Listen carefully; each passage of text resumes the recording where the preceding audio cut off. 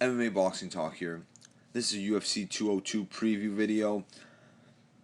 It's Monday, August 8th, which means next Saturday, Nate Diaz and Conor McGregor will be in the octagon fighting. It's the rematch. Highly anticipated. Perhaps the most highly anticipated rematch in the history of the UFC. It's arguable. Very arguable.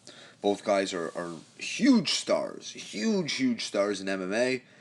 And, even the casual and the mainstream people know about Conor McGregor. And, ever since Nate Diaz beat Conor McGregor, now those mainstream and casual fans, they know about Nate Diaz as well. So, it's two superstars going at it. The first fight was so interesting, and it was full of action, just action-packed. And actually, by the way, that fight, their first fight, is on YouTube now, on the UFC website, UFC YouTube channel. So check that out if you haven't seen it, or if you want to rewatch it or whatever. But this fight is, the rematch is so huge. There's so many, different variables you can discuss. There's so many different, dynamics to this fight. The first fight was, we all know, it was on short notice. It was at 170 pounds. The rematch will be at 170 pounds because of Conor, and he wants to fight at the same division, at the same weight. And now some people are going to say, well, that's just an excuse, a built-in excuse if he loses. Well, yeah, I lost to a bigger man again.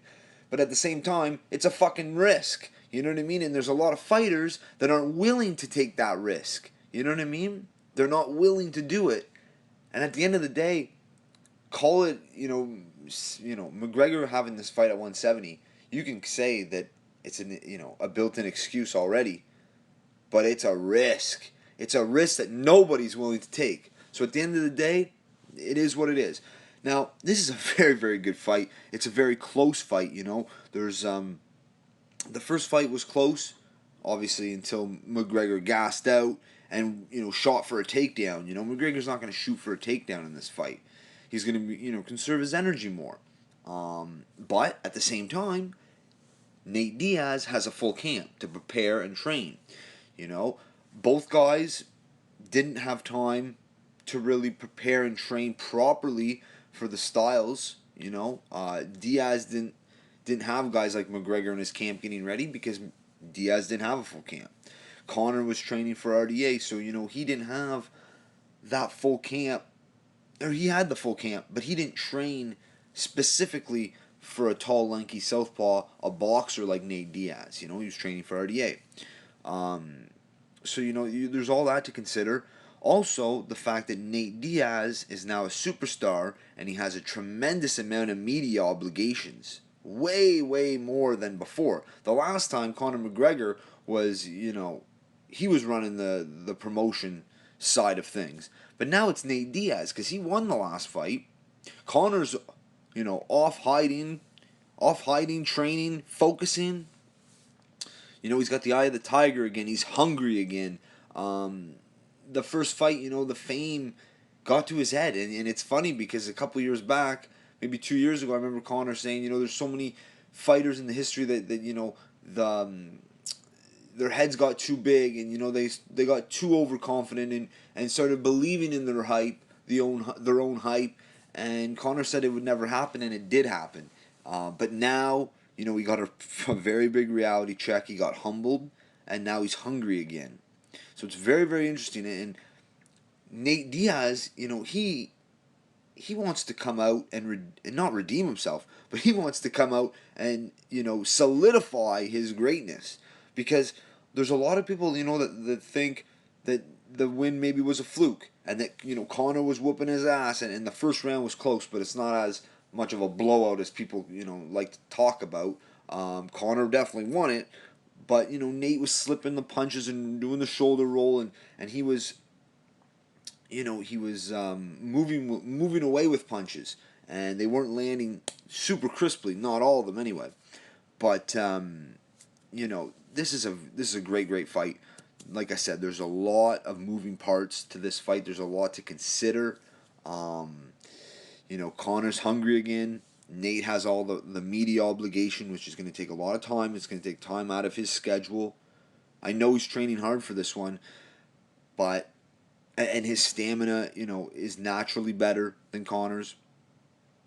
But Conor is hungry again, and he's focused. So it's gonna make for a very, very good fight. It's gonna be different than the first one. A lot of people say, "Oh well, look what happened in the first one. The same thing's gonna happen again." No two fights are the same, okay? Especially when it's two guys that are they're fighting in a rematch. Both guys go back and look at the tape. Both guys see their mistakes they made. They correct. They adjust. I can't wait. I just wanted to put out a little preview video for this UFC 202 card, and just real quickly, I want to go and just talk about the rest of the fights on this card. All right, so in the co-main event, we have Anthony Rumble Johnson, one of the probably the most powerful and explosive fighter in the UFC. He's right up there, if not not number one. Very explosive, very powerful, very dangerous. Glover Teixeira, he's fighting Glover Teixeira, and that's a solid fight. Teixeira is a tough, durable guy. If he weathers the storm, Anthony Rumble Johnson is going to be in a world of trouble. But weathering the Anthony Rumble Johnson storm is easier said than done. Like I said, one of the most explosive fighters, most powerful fighters. So that's a great co-main event. The fight before that, we have Rick Story taking on Donald Cerrone. I really like this fight. Rick Story is not the most technical fighter. He's a brawler. He's a grinder. Nothing flashy about him, but he comes to fight. And Donald Cerrone comes to fight as well. Cerrone's obviously a better striker. He's way more technical. But I think this is going to be an exciting barn burner of a fight.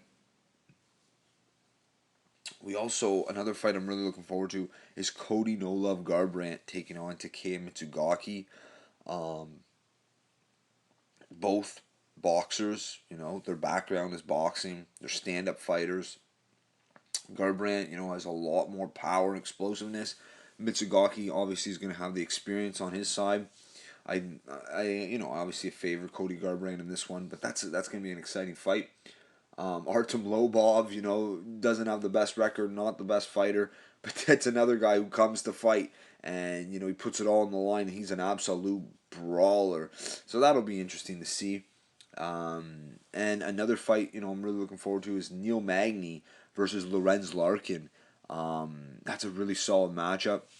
Now, the UFC website, I'm not sure if they have the fights in order yet, because if they do have them in order, Lorenz Larkin, Neil Magny, that'll be a Fight Pass prelim. Now, it's not 100%. That might end up being, the second set of prelims on TV, or could be on the main event. I'm not sure. But Neil Magny, Lorenz Larkin, that's a great matchup. Neil Magny's on a pretty good win streak. He's a tall, lanky guy. He's 6'3", 80-inch reach, tremendous cardio. Trains out of Elevation Fight Club, fight team, whatever, in Colorado. And Lorenz Larkin, a little bit smaller, of course. He's 5'11", 72-inch reach, so he's definitely a shorter. And Neil Magny's the longer fighter, but Lorenz Larkin, a lot of power, a lot of explosiveness. He's a finisher. He's very unpredictable. So that's going to be a good stand-up matchup. From if I were to bet, I think it'll be a stand-up fight. But anyway, UFC 202 turning out to be great. Great lineup anyway. And like Conor McGregor said, it is the real UFC 200. And we have 2 weeks, little less than 2 weeks to get ready for this fight. And the hype train's going to start. We're going to get the embeddeds. Before long, we're going to get the interviews. We're going to get the sound bites. And it's going to be a crazy 2 weeks leading up to UFC 202, and I cannot wait. I'm ready to soak it all in. Let me know what you guys think. But that's it for this one. This is my UFC 202 preview. Look forward for a bunch of prediction videos I'll be putting out probably late next week. That's it for this one. If you like the video, subscribe. Check me out on Twitter at MMA Boxing Talk 1. Peace.